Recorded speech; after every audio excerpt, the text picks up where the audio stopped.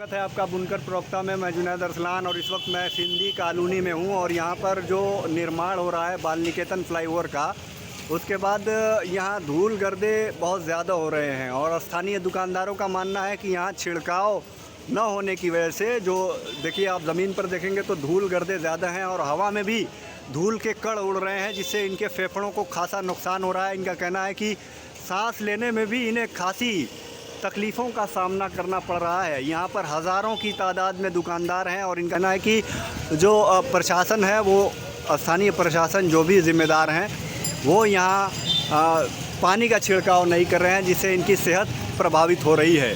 आइए कुछ दुकानदार हैं, हम इनसे बात करेंगे कि क्या है मामला पूरा। जी, आपका परिचय?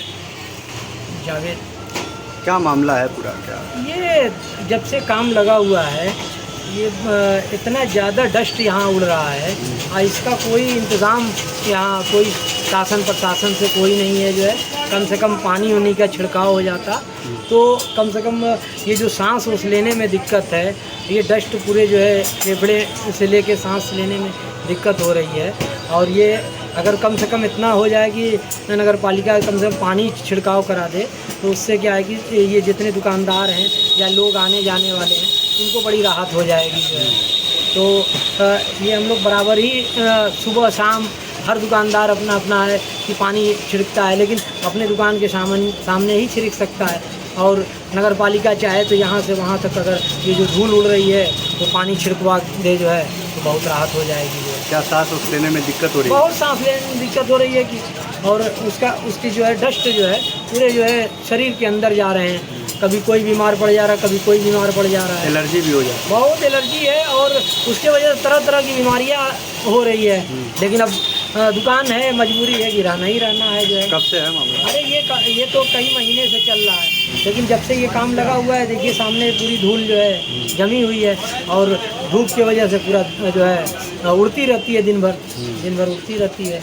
महानगरों में जाएंगे, वहाँ निर्माण होगा तो आप देखेंगे कि वहाँ वाटर स्प्रिंकलर लगा रहता है। नगर पालिका या महानगरों की नगर निगम की तरफ से वाटर स्प्रिंकलर लगाए जाते हैं, छिड़काव होता है ताकि लोगों की सेहत प्रभावित न हो। और वहाँ जो कर्मचारी तैनात होते हैं वो 24 घंटे इसकी निगरानी में रहते हैं। तो यहाँ भी अब ये मांग उठने लगी है कि यहाँ भी वाटर स्प्रिंकलर की तर्ज पर छिड़काव कराया जाए और जो सामने के दुकानदार हैं अगर वो चाहें तो अपने स्तर पर भी छिड़काव कर सकते हैं, लेकिन वो नाकाफ़ी साबित होगा। इसके लिए कोई बड़ा ही प्रोजेक्ट जैसे कि नगर पालिका को ही इस पर काम करना पड़ेगा। और इसलिए अपील की गई है, जो पालिका अध्यक्ष हैं अरशद जमाल, उनसे इन लोगों ने अपील की है कि वाटर स्प्रिंकलर का इस्तेमाल करके यहाँ छिड़काव कराया जाए ताकि जो लोगों की सेहत प्रभावित हो रही है, फेफड़ों पर असर पड़ रहा है, दुष्प्रभाव पड़ रहा है, उस पर पूरी तरह से रोक लगाकर लोगों की सेहत की सुरक्षा को सुनिश्चित किया जा सके।